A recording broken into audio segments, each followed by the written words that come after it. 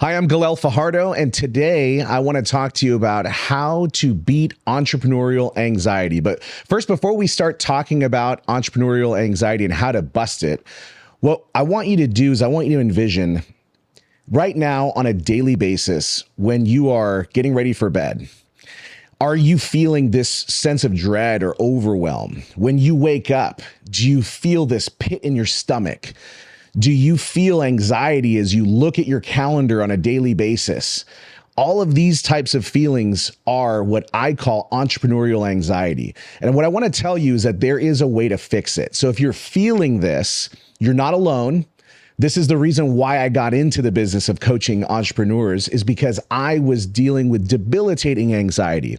I was dealing with chronic panic attacks, anxiety that eventually turned into depression. And that is not a fun place to be in. And so I made it a life's mission for me to help entrepreneurs just like you be able to prevent the feeling of that overwhelm, that dread, the feeling that you're always behind. So a key thing about entrepreneurial anxiety is the fact that it's more of a systems issue than it is a mindset issue. You might start to think that, oh, it's a mindset thing, and that's the reason why you have problems with anxiety. And the fact is that it's more so that it's not that you need to quit your business, right? A lot of people think I just need to get out of this thing. Instead of that, what you need to do is quit how you're currently running it. And as a coach, that's what I'm able to provide for my clients, is provide an outside set of eyes to help you determine what it is that you're doing incorrectly that's setting you up for failure with this entrepreneurial anxiety. So we're going to show you today how you're able to cut out more things in your life without sacrificing success or profit. So the reason why entrepreneurs stay anxious is for a few reasons. First is decision fatigue. All right. Decision fatigue is when you have too many open loops, right? Too many things that need to be done that are just pending out here, floating out here in the universe, right?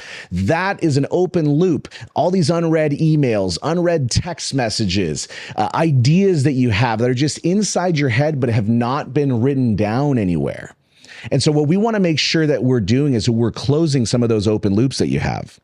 Also, constant context switching, where you're switching from one task to another without completing one task first, that's going to cause more anxiety for you. Also, unrealistic pressure and comparison to these arbitrary success standards that you have, right? I oftentimes ask my clients, how do you define success? Because success is defined by every person a different way. If we took 100 entrepreneurs and put them in a room and we said, how do you define success? And how do you define success? We would have 100 different explanations for that. For me, I call success being able to do what I want, when I want, with whomever I want. That for me is success. It's not a dollar figure. It's not a certain vehicle. It's not a certain watch. I'm not saying those things are wrong to try to pursue, but what I'll tell you is that if you're trying to pursue success by these arbitrary standards, you're never going to attain it. And that was the problem for me that created so much anxiety, is that I was chasing, and I didn't have a specific definition of success. So I want to encourage you to make sure to have that. Also, control issues where if you have a lack of trust in team members, that right there is going to contribute to your anxiety. We want to make sure that we get you delegating to people that are competent, that know what they're doing, and that you have checks and balances in place to make sure that you can keep them on track. And so if you're trying to do everything yourself and you envision yourself with a Superman or Superwoman logo on your chest, that's going to make it so much more difficult for you to hand things off to other people. We want to get you delegating to other people and using your team members. So now let's get into the actual tactical fixes to reduce your daily anxiety. And this comes from just good old practical experience that I've had with my own life, things that I have incorporated and things that I've helped other clients with. And so one of those is to create a container for your chaos. I call this my someday maybe list. So my assistant and I and our different VAs that we have, we use a software called Monday.com. Monday.com is a great project management tool. And in there, we have different projects for either different clients that we're working on, different projects that we have at hand that we kind of lay out. And one of my project areas is called Someday Maybe. Now, have you ever had a shower thought, right? It's kind of a funny question, but when we're in the shower, our brain kind of changes to this like suspended reality where we get these like random ideas. And if you're an entrepreneur, you probably get these ideas a lot more frequently than maybe your friends who are not entrepreneurs. And you get ideas for a new business, ideas for a marketing strategy. You get ideas for just different things that you go, oh, shoot, I need to go do this thing, right? You get reminded of it in the middle of just showering. What I want you to do is have a container for those thoughts. And so I want you to have this someday maybe list or just an idea capturing device. I learned this from David Allen, who wrote the book, Getting Things Done, the importance of having an idea capture device. It can be voice notes. It can be just a notebook. It can be a journal. It can be on a project management tool like Monday.com, like I have set up. This is where you capture all these ideas that come flowing in. So that way, they go into a single solitary place for you to go back to later on when you have downtime to start thinking about these things. So I want you to make sure you do that. The next thing is I want you to figure out a daily decision time. So what I want you to do is block aside 20 minutes a day to be able to go and look at these micro decisions that you keep delaying in your life. The fact of the matter is that we as entrepreneurs have great decision fatigue. We are constantly having to make all kinds of decisions on a regular basis. And all those decisions that have to be made start to add up. And it gets really exhausting. So what I want you to do is block aside 20 minutes per day so you can figure out what are these little decisions that you're delaying on that need to get done.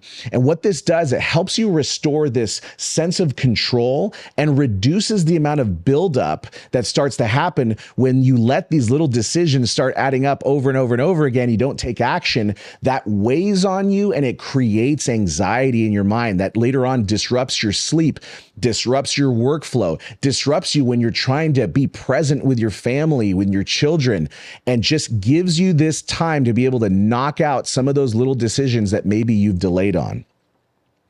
The third thing I want you to do is I want you to work on limiting your inputs and increasing your recovery. Here's what I mean by that. If your phone right now, I want you to go check your phone and I want you to see if your notifications are turned on.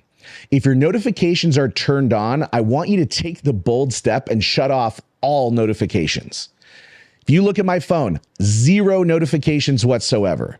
And I do that on purpose because by default, when you download an app, so I've got an iPhone, right? You go to the App Store, you download an app. By default, it starts asking you, do you wish to turn on notifications? And I always just hit allow, allow, allow. Next thing I know, I'm getting notifications from some silly game that I downloaded from ESPN because the Angels just took the lead in the game that they're playing against the Yankees, let's say. I'm getting notifications from email. I'm getting text message notifications, Instagram push notifications. It's enough to make you go crazy. So what I want you to do is to limit those notifications to 0.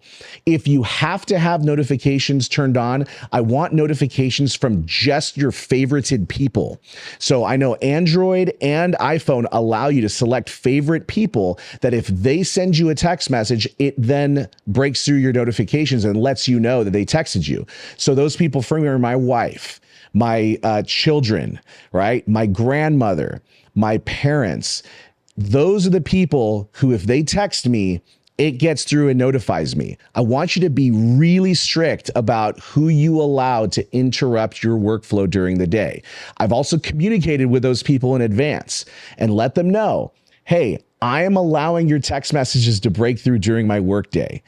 For me, it can be disruptive. So please, during these hours, really choose whether or not it's worth it to send me the text message if it's important enough. So I've had that conversation with my family. We're all on the same page and everybody respects those boundaries.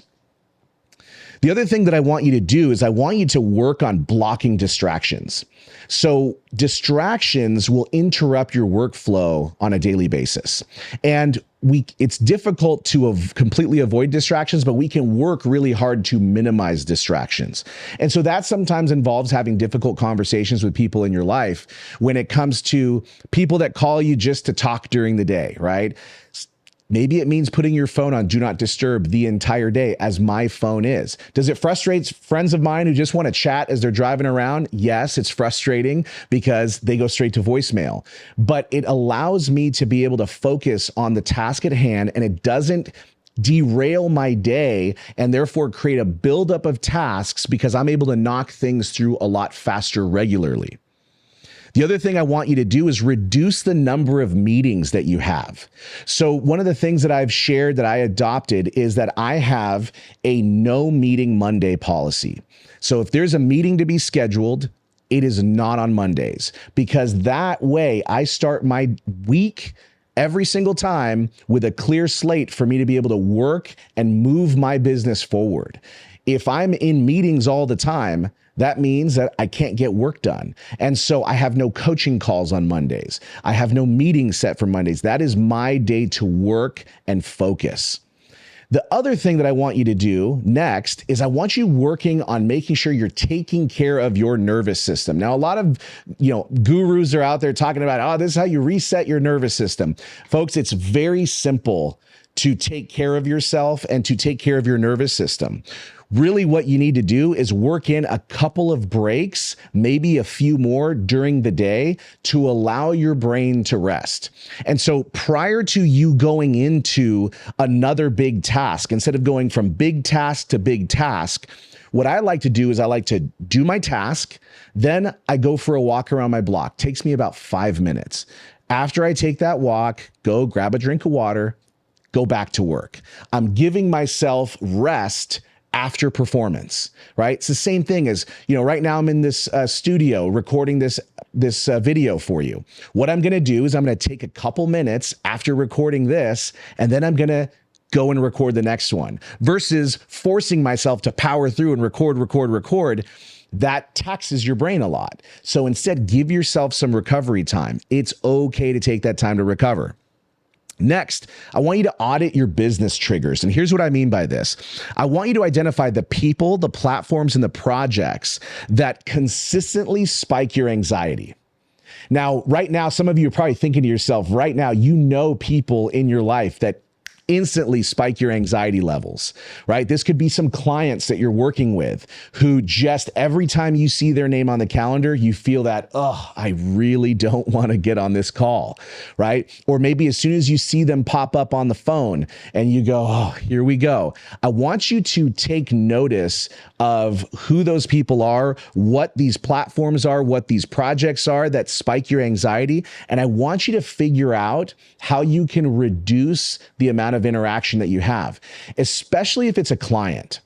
Now, if there is a client who's causing you a lot of heartache, a lot of trouble, maybe that's a sign that you shouldn't be working with that person. Maybe that's a sign that you need to go and replace that client with somebody else who's not going to create the same amount of stress and anxiety that they do for you. And so these signals are things I don't want you to run away from them. I want you to lean into them and focus and think, okay, if I'm getting stressed out every time I see this person's name on my calendar, maybe it's a sign that they're not the right fit to work with.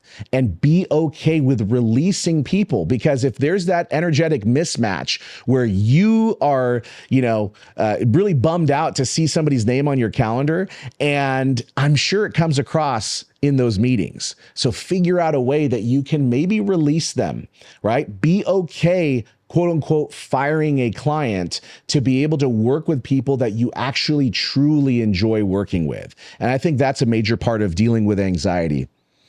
And next is following the principles of one of my mentors, Craig Ballantyne, and that is applying the ADE formula into your business. So what is the ADE formula? That stands for automate, delegate, and eliminate. So what I want you to do is I want you to look at what it is that you are required to do on a daily basis, right? I want you to do an audit. One of the first things I do with a lot of my coaching clients is I have them do a time audit to see where they're spending their time on a daily basis. And what we do is we go through that list and we figure out, okay, let's apply the ADE formula. What is it here that we can automate? What is it here that we can delegate? And then lastly, what is it on this list that we can actually eliminate from here? And that I think you'll find really, really helpful, because nowadays with AI and all the different tools that we have available using artificial intelligence, you can automate a heck of a lot in your business.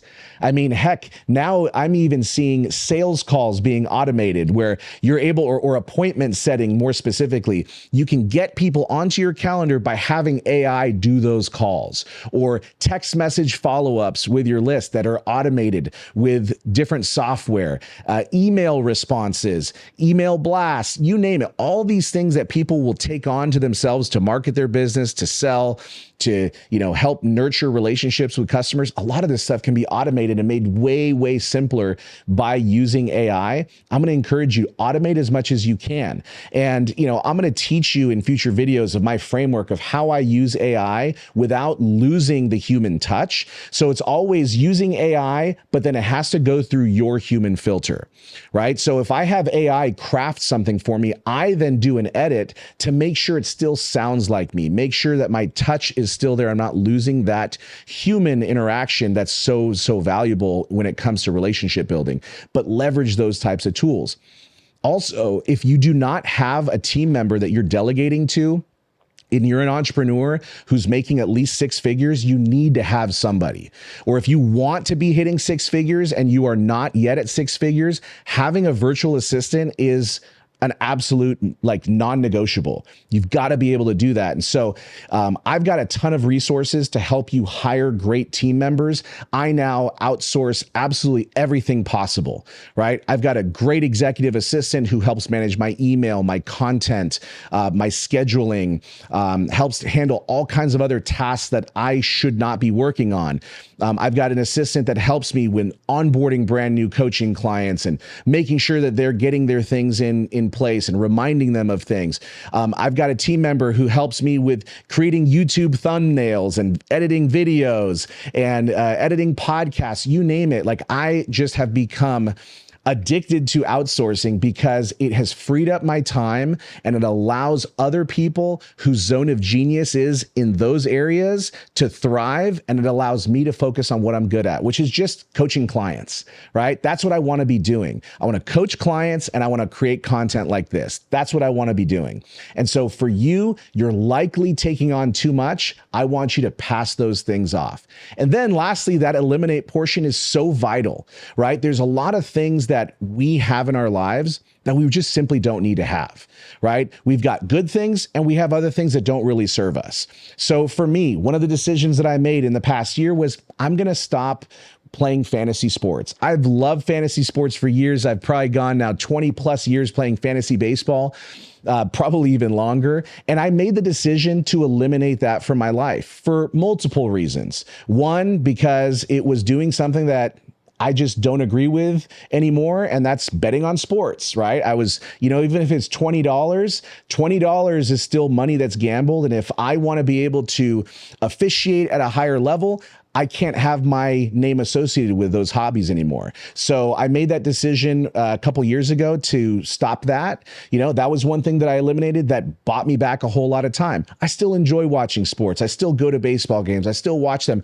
but now I've eliminated that aspect of fantasy sports, right? And then there's going to be other habits, that maybe you need to eliminate. Maybe it's drinking alcohol, right? There's a lot of people that I'm talking to that are starting to realize the real dangers that alcohol has on their lives. Now, I will tell you in full transparency, I enjoy a drink or two every once in a while, but my amount of alcohol consumption has really cut down over the years.